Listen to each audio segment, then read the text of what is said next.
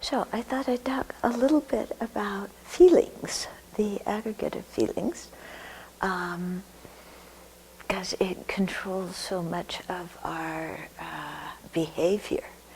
You know, we have pleasant feelings, unpleasant feelings, and neutral feelings. That's the way the word feeling is being used here. It doesn't mean emotion. It's talking about just pleasant, unpleasant, and neutral. And so we have to look, I mean, when we have an unpleasant feeling, okay, that some unpleasant feelings can come from a virtuous mind and some can come from a non-virtuous mind. So we have to be able to distinguish those. So an unpleasant feeling that leads to or sometimes arises from a non-virtuous mind is, because the feelings and the mental states go back and forth, is like somebody does something you don't like, so it's, an unpleasant feeling, you're unhappy about it, and then that leads to anger. Okay, so that's in a worldly context. Sometimes you might be meditating on renunciation or on the faults of samsara, and that can bring a certain type of unpleasant feeling. It's different than the unpleasant feeling of when somebody criticizes you, but it's not like you see the defects of samsara and go, whoopee, I feel so happy. It's a very sobering kind of feeling. And that one is coming from, a mind of wisdom and can lead us in a virtuous direction. Okay, so when we have unpleasant feelings, we have to analyze what was the cause of it. Yeah, and really see, where it's coming from. Then, if it's coming just from like a worldly concern and, our usual kind of rubbish, yeah, then if you're doing the mindfulness of the feeling, you watch the feeling, you watch how it's impermanent by nature, how it's suffering by nature, or how it's not the self, how it isn't who you are. Okay, and then also you can bring in Tonglen at that point and think, okay, I'm having an unpleasant feeling because I think somebody criticized me. I think most of the time people aren't criticizing us, but we're projecting that they are. So we're getting upset, we're feeling angry, we're feeling like we don't belong, we're feeling, whatever it is. So instead of staying stuck in that unhappy feeling, then do the taking and giving meditation and think of all the other people who are having unpleasant feelings at that moment.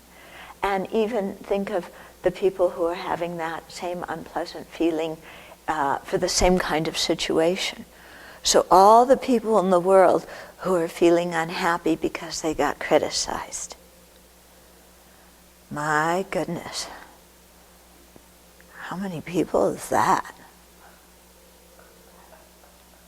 Like everybody?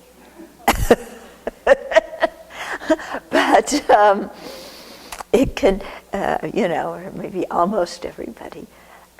And so then you do the taking and giving meditation and you think, you really think about the situations that all these other people could be going through, that they're unhappy because of what somebody else said to them. And think of all these different situations and how these people are feeling and what's going on in their lives and how they get stuck from this and what their alternatives are or aren't. And then really with compassion take on all of that unpleasant feeling and use it to crash at, your ego mind, your self-centered mind in your own heart that's saying, I don't like my unpleasant feeling. It's not fair. People shouldn't treat me like this. Blah, blah, blah, blah, blah. Okay? And so you're using it you're taking on their unpleasant feeling to use it to, overcome your own reaction to your own unpleasant feeling. Okay? Your own non-virtuous reaction to your unpleasant feeling. Are you following what I'm saying? Okay? So that's very effective, because then, you can still observe the unpleasant feeling in your mindfulness, yeah, and then you bring in compassion for everybody who suffers like that, yeah, and then you see what happens when you do that, instead of staying in your own unpleasant feeling. When you have an unpleasant feeling that's coming because you've seen a situation really with wisdom, like I was used as the example, we see the faults of samsara, or sometimes we're thinking about something that happened in the past that's been very troublesome to us, and all of a sudden we realize, I kind of brought that on myself by my own actions or by my own way of interpreting it, or in other words, I had something to do with this situation, and it's really not right that I continue to put it outwards. I've got to accept responsibility myself. And that also sometimes is a little bit unpleasant, but it's also can lead us, it's coming from wisdom, and it can lead us in the direction of virtue, because when we take responsibility for, our own actions, even though it's unpleasant to do that initially, it leads us in a good direction of really cleaning things up and being able to drop a lot of stuff. Okay? You with me? Okay, so let's leave it with that. And then next time I'll talk about the pleasant feelings and how some of them can come from wisdom and lead us to virtue, and how some pleasant feelings come from, the samsaric junk and lead us to non-virtue. Yeah. Okay? So it's good, just to kind of see what's going on inside yourself. Sometimes when we're experiencing an unpleasant feeling, instead of rejecting it, we can also say, oh, it's good for me to experience this, because it's waking me up, it's making me look and understand my actions better and my responses to situations better, and also it's making me more humble. Yeah, because sometimes when we're quite full of ourselves, then we forget that we're liable to unpleasant feelings as well. Yeah, so it can be quite humbling, and to say, oh, it's good, kind of even like somebody criticized us or somebody doesn't like us or whatever, to say, oh, it's good that that person doesn't like me.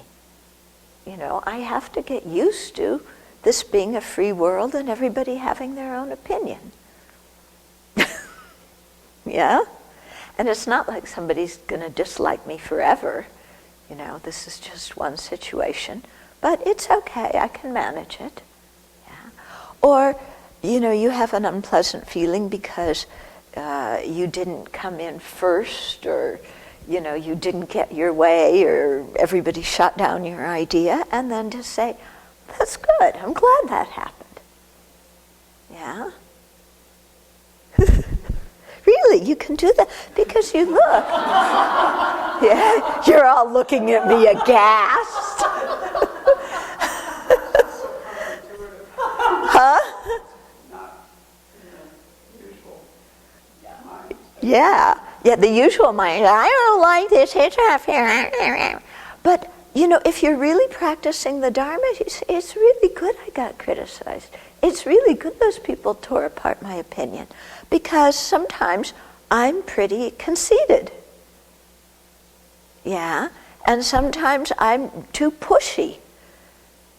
And so it's good that sometimes people stand up and say no. Yeah, I need that. Okay. So you can also look at it that way and say, this is good. I find that when I do that, when I remember that, it's so helpful. So helpful, Oh, it's good this person tore me apart. Yeah, because sometimes I really am much too full of myself. Yeah, and I forget others suffering, and I'm, too bossy or too pushy, and it's good that this happens. It's helpful for me as a way to grow. So instead of, being angry, upset, to really use it.